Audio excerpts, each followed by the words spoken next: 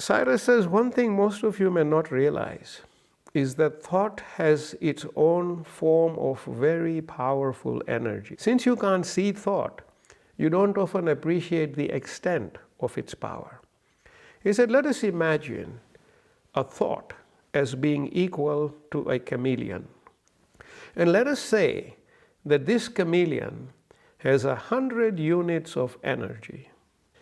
The chameleon takes on different colors depending on where it is or what event it is present in. So with the change, the chameleon's color changes.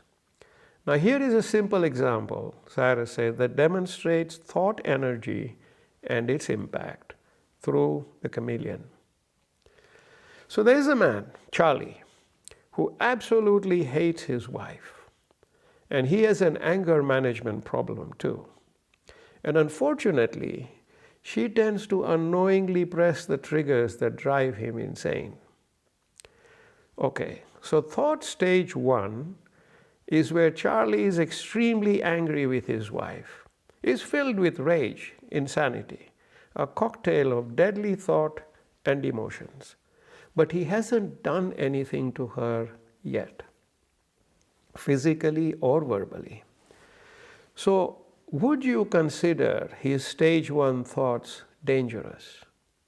I would say yes. So Cyrus says you can't see them, but you know the powerful potential of his thoughts to do damage. That powerful potential is one form of energy that Charlie's thought has. One type of color of the chameleon, let's say it's red. Okay, so when he's angry, but he hasn't done anything, he hasn't spoken, not acted, the chameleon is red. Now we go to thought stage 2. Here, Charlie loses control of himself and hits his poor wife mercilessly, causing her grievous physical harm. This is the second color of the same chameleon, the color where thought converts to action. Let us say that this color of the chameleon is a sizzling charcoal white color. You've all seen white charcoal when it's very hot. Let's say the chameleon is now this color. Still the same chameleon that was once red. The 100 units of energy of the chameleon have now transformed into action. And the visible damage to his wife is absolutely clear. There is no doubt about it. So when the thought energy in stage 1 goes to stage 2 and becomes action, you see physical manifestation of that energy through the damage it has caused. It is still the same chameleon, so think of its power. The same thought, deadly before and deadly after action. Now let's look at color 3 of the same chameleon, which is thought stage 3. Let's say it's a powerful violet color. Here in stage 3, Charlie has not physically converted his thought to action. He has not hit his wife. He has not said anything. He bottles up all his deadly thoughts and emotions within himself, which ultimately over time make him very ill with cancer. So now, the same energy of the chameleon in color 3, violet, has manifested into damage to Charlie's organs. You can see him sick and suffering, that is evident. But the action of color 3 manifests internally in his body as a cancer. That's what the 100 units of energy in the violet chameleon has done. It has caused cancer. Now here is the bad news, Cyrus says. These chameleons have wings, and they can fly to others, other people, nature, environment, land in their beings, and multiply endlessly, causing even broader scales of damage. This is what we call thought pollution. An atmosphere filled with billions of red chameleons, charcoal white ones, and violet ones, and others. That's thought pollution. And that is why your world is filled with war, he says, conflict, injustice, lies, and damage.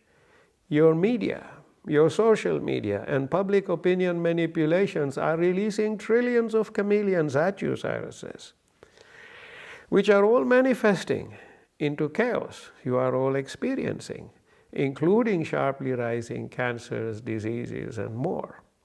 So now you can see, he says, why thought pollution can be so highly damaging. Imagine if all the powerful thought energies of these chameleons were to be directly absorbed by the water in your blood and organs. And I said, I have one more question about these chameleons before we move to the next field. What happens when our thoughts are positive, harmonious, and loving, for example? Great question, Cyrus said. He said, then your chameleons are beautiful, with each one having minus 200 units of energy, for example.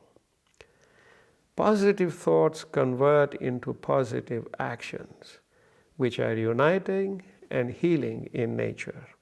Remember, they have minus 200 energy units per chameleon. So when they are spread and they multiply and they neutralize the red, charcoal white, and violet chameleons with double force. So positive thoughts can reverse negativity with greater impact.